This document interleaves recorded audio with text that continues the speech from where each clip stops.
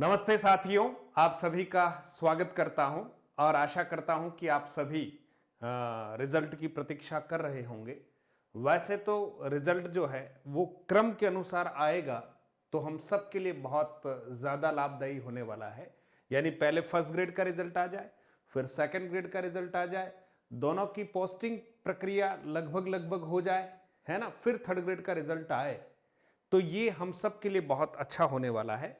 लेकिन कुछ विद्यार्थियों की जिज्ञासा अभी से है कि सर हम जो थर्ड ग्रेड के विद्यार्थी हैं उनके लिए भी और फर्स्ट ग्रेड सेकंड ग्रेड के विद्यार्थियों के लिए भी लगभग लगभग डॉक्यूमेंट की जो स्थिति है ना, विशेष रूप से आज जो चर्चा करने वाला हूं कि थर्ड ग्रेड के लिए जो चयनित होने वाले विद्यार्थी हैं और जिनको लग रहा है कि मेरा चयन लगभग लगभग तय है, ऐसे विद्यार्थी और कई ऐसी हमारी बहनें हैं जिनके डॉक्यूमेंट्स से संबंधित बहुत सारी क्वेरीज हैं। इसलिए ये वीडियो जो है आप तक पहुंचाने का एक प्रयास कर रहा हूं। जिनके लिए ये वीडियो लाभदायक है वे ज़रूर इसको देख लें और अपनी वांछित तैयारियां कर लें। कहते हैं कि समय रहते हम अगर अपना काम कर लें तो थोड़ा दौड़ भाग कम होती है। और सभी सिस्टम जो है आप समझिए सरकारी सिस्टम है और लाखों लोगों के साथ, बच्चों के साथ उनको डील करना पड़ता है। तो जिस दिन हम जाएं उसी दिन सब काम हो जाए, इसमें बड़ा संशय रहता है।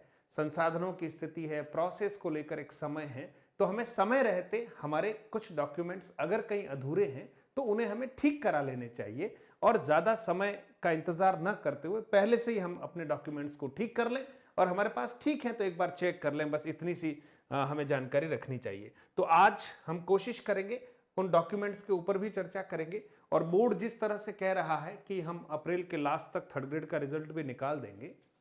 देखिए अप्रैल शुरू हो गया है, फर्स्ट ग्रेड का रिजल्ट मेरे हिसाब से बहुत शीघ्र आपके सामने आ सकता है।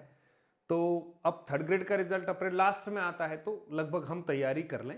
और हम ये चाह रहे हैं कि नहीं आना चाहिए, आपकी तरफ ही मैं भी बोल रहा हूं, है ना। लेकिन अब देखिए कुछ चीजें किस रूप में होगी ये हम कह नहीं सकते, लेकिन कम से कम डॉक्यूमेंट तो तैयार कर सकते हैं, भले फर्स्ट ग्रेड सेकंड ग्रेड और थर्ड ग्रेड वाले हमारे जो विद्यार्थी हैं।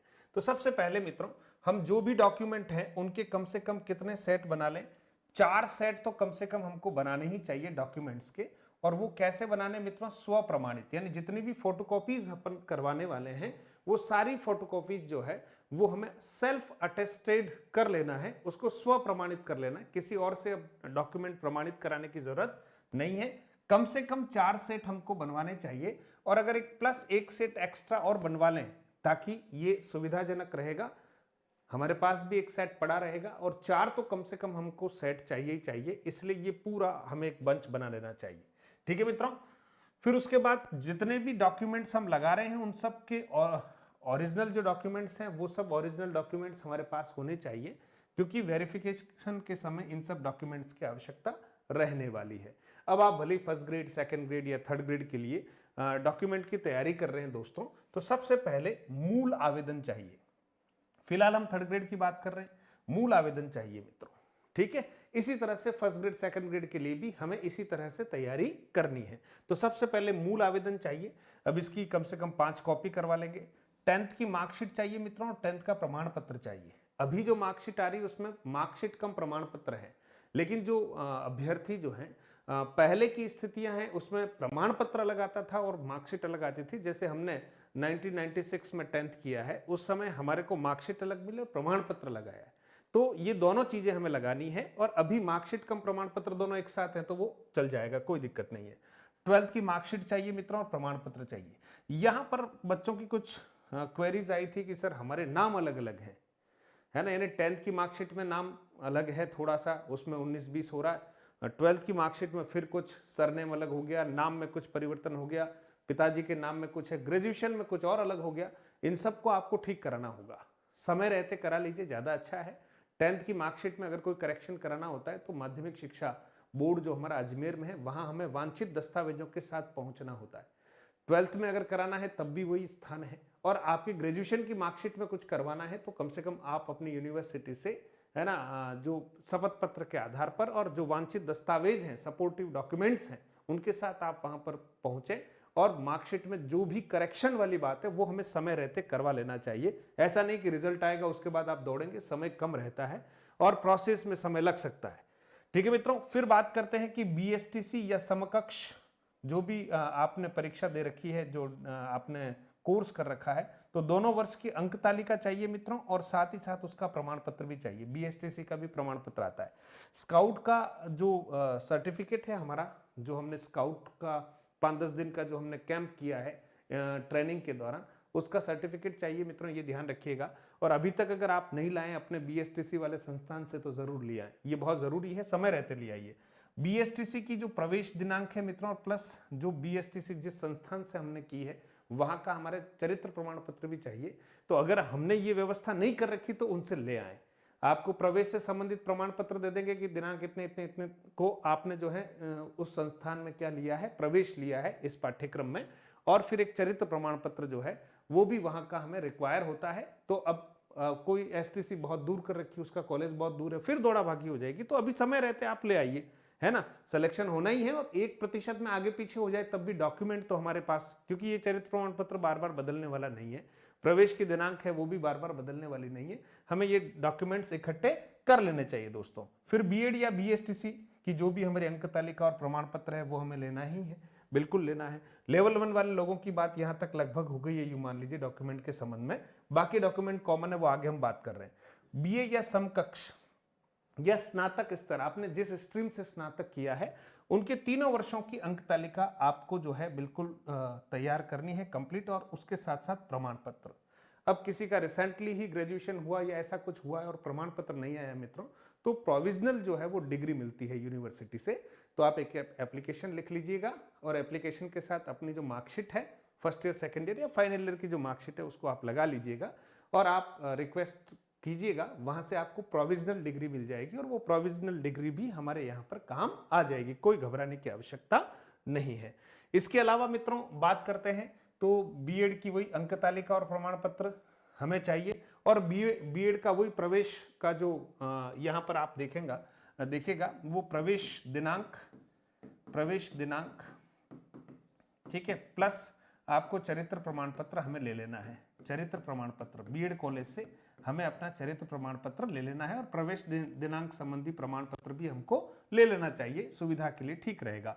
फिर मित्रों रीट का जो आपका पात्रता प्रमाण पत्र है वो भी आवश्यक है, फोटोकॉपी भी और ओरिजिनल दोनों चाहिए। फिर बात आती है मूल रूप से जाति प्रमाण पत्र। मित्रों जाति प्रमाण पत्र हमेशा पिता के अनुसार बनता है। अब जो महिलाएं या ऐसी हमारे महिला कैंडिडेट्स हैं जिनकी शादी जो है हरियाणा में हो गई या किसी और जगह पर हो गई है ना, और उन्होंने राजस्थान से अप्लाई किया है मित्रों, तो जाति प्रमाण पत्र उनका पिता के नाम से बनता है, उनको यहाँ के रिजर्वेशन का लाभ मिलता है। लेकिन उनका मूल निवास हमेशा किस आधार पर बनेगा? मूल निवास उनका पति का जो स्थान है उसके अनुसार उनका मूल निवास बनेगा। तो मूल निवास राजस्थान का उनका नहीं रहेगा, बाकी जाति प्रमाण पत्र उनको हमेशा अपने पिता के नाम के आधार पर, ईडब्ल्यूएस के अलावा की बात कर रहा हूं, ठीक है मित्रों। तो जाति प्रमाण पत्र में आधार नंबर और जनाधार नंबर होने चाहिए। अगर ऐसी स्थिति नहीं है तो जाति प्रमाण पत्र आप नया बनवा लीजिएगा। वैसे एसटी एससी के जो जाति प्रमाण पत्र हैं उनकी वैधता तो है, वो टिल लाइफ है ना, लेकिन फिर भी हमारी ईडब्ल्यूएस की जो वैधता है मित्रों वो 1 वित्तीय वर्ष की है, और आपने बनवा रखा है और अभी अभी वित्तीय वर्ष हमारा समाप्त हो गया है, तो कुछ समय अगर वो चल रहा है तो आप एक शपथ पत्र उसके साथ आप दे सकते हैं। और ओबीसी का जो नॉन क्रिमिलियर वाली बात है, क्रिमिलियर वाली बात है, उसके आधार पर आप देखें वांछित जो वैधता की अवधि है ना, वो अगर पूरी नहीं हुई है तो चलेगा, और अगर पूरी हो चुकी है तो हमें एक नया प्रमाण पत्र बना लेना चाहिए। फॉर्म भरते समय आपका वो पुराना वैध था उस समय, तो उसको भी आप साथ में लगा लीजिए ताकि कहीं कोई दिक्कत नहीं आए, और आपको जहां शंका लगती है वो काम बिल्कुल पक्का कर लीजिएगा, है ना, कि हाँ यहाँ मुझे लग रहा है मेरे को ये ठीक कर लेना चाहिए डॉक्यूमेंट, तो आपको करना चाहिए। मूल निवास आपका होना चाहिए, ठीक है। विवाहित महिलाओं के लिए मूल निवास उनके पति के स्थान के आधार पर बनने वाला है। आय प्रमाण पत्र हमको तैयार करवा लेना चाहिए। 2.5 लाख से कम आय वालों को आय प्रमाण पत्र नहीं बनाना पड़ता है, बाकी जो आय अधिक है उनको अपना आय प्रमाण पत्र बनाकर तैयार रखना चाहिए मित्रों। इसके साथ साथ आपका आधार कार्ड कंप्लीट होना चाहिए, जनाधार वगैरह ठीक ठाक स्थिति हो, ये भी हमें तैयार रखना है। सिलेक्शन होने की स्थिति में आपकी मेरिट सूची और आपका क्रमांक किस जगह पर है उसको भी आपको फोटोकॉपी के रूप में साथ में लगाना है। और विधवा कैंडिडेट जितने भी हैं मित्रों, तो विधवा कैंडिडेट के लिए एक शपथ पत्र इस आशय का कि भाई जो वो विधवा हैं, और साथ ही साथ पति की मृत्यु का जो प्रमाण पत्र है वो उनको साथ में लगाना होता है।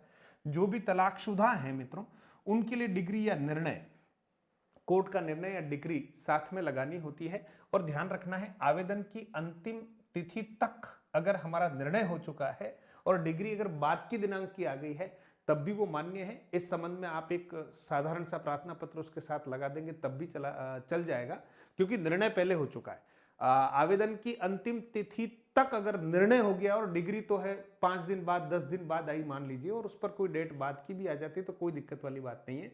लेकिन आवेदन की अंतिम तिथि निकल जाने के बाद निर्णय और निकल जाने के बाद ही कोई डिग्री आई है तो वहां पर डॉक्यूमेंट वेरिफिकेशन में आपको दिक्कत आ सकती है। तो इस बात का हमें ध्यान रखना है। तो जितने भी तलाकशुदा के जो हमारे अभ्यर्थी जितने भी हैं, बहनें हैं, उन बहनों को विशेष रूप से इस बात पर ध्यान देना है कि कहीं ऐसा नहीं था कि डिग्री आई नहीं थी और हमने तलाकशुदा वाली श्रेणी में भर लिया, तो वो फिर ठीक नहीं रहेगा। फिर मित्रों, जो भी भूतपूर्व सैनिक हैं तो सक्षम स्तर का प्रमाण पत्र जिससे प्रमाणित हो जाए कि वो एक्स सर्विसमैन है, तो उन्होंने एक्स सर्विसमैन कोटे से अगर रिजर्वेशन लिया है और उनका चयन हो रहा है तो उनको इस आशय का प्रमाण पत्र देना है। जो भी शारीरिक रूप से विकलांग हैं, 40% या उससे ज्यादा विकलांगता जिनकी है, उनका स्वास्थ्य विभाग की तरफ से जो प्रमाण पत्र जारी किया जाता है वो हमें, और उत्कृष्ट खिलाड़ी का प्रमाण पत्र भी जो स्पोर्ट्स कोटे से कहीं न कहीं चयन ले रहे हैं उनके लिए ये बहुत आवश्यक है। ठीक है मित्रों, फिर बात करते हैं कि विवाह प्रमाण पत्र चाहिए। जिन्होंने लिखा है आवेदन में मैरिड, तो मैरिड है तो उनको विवाह प्रमाण पत्र की बात करनी है। अगर संतान संबंधी एक प्रमाण पत्र और आपको देना पड़ेगा कि 2 या 2 से अधिक संतान जो है वो नहीं है, ठीक है, तो ये भी हमें तैयार रखना चाहिए, संतान संबंधी प्रमाण पत्र। इसके अलावा मित्रों, प्रतियोगी परीक्षा से वंचित नहीं का प्रमाण पत्र जो है ना, वो भी, और दहेज संबंधी घोषणा पत्र, धूम्रपान संबंधी शपथ पत्र वगैरह, ये सब बाद में। और इसके साथ साथ मित्रों, हमें एक पुलिस वेरिफिकेशन करवाना होगा।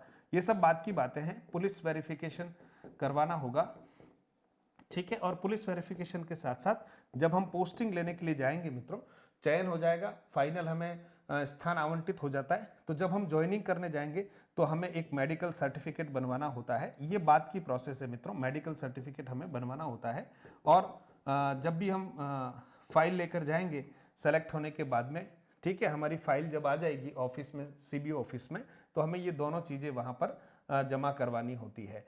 तो आज के इस वीडियो में मैंने प्रयास किया है कि जो मुख्य डॉक्यूमेंट है वो डॉक्यूमेंट आपके साथ शेयर कर लिए हैं, चर्चा कर ली है। तो आप कोशिश करें इस प्रकार के डॉक्यूमेंट आपके पास हैं। और पासपोर्ट साइज फोटो है ये मित्रों, वो मुझे अब क्या कहना है वो आप सभी जानते हैं, पासपोर्ट साइज फोटो भी आपके पास होनी चाहिए। तो ये सारे डॉक्यूमेंट्स हमारे पास हों ताकि जब भी कुछ ऐसी अच्छी सकारात्मक स्थितियां बनती है तो हम हमारी ओर से तैयार रहें। और ये वीडियो एक इंफॉर्मेटिव वीडियो है, आप पहले से सजग रहें और तैयारी करें, बस यही इस वीडियो का उद्देश्य है मित्रों। और आप सभी का बहुत बहुत धन्यवाद। उन मित्रों तक जरूर इस प्रकार की बात को पहुंचाएं जिनको इसकी आवश्यकता है। और भी आपकी कोई क्वेरीज हो तो आप कमेंट बॉक्स में डालिए, मैं प्रयास करूंगा जैसे ही कुछ और नया इसमें कुछ होता है तो आपको और जानकारी यहाँ वीडियो के माध्यम से देने का प्रयास करूंगा। बहुत बहुत धन्यवाद मित्रों। जय हिंद, जय भारत।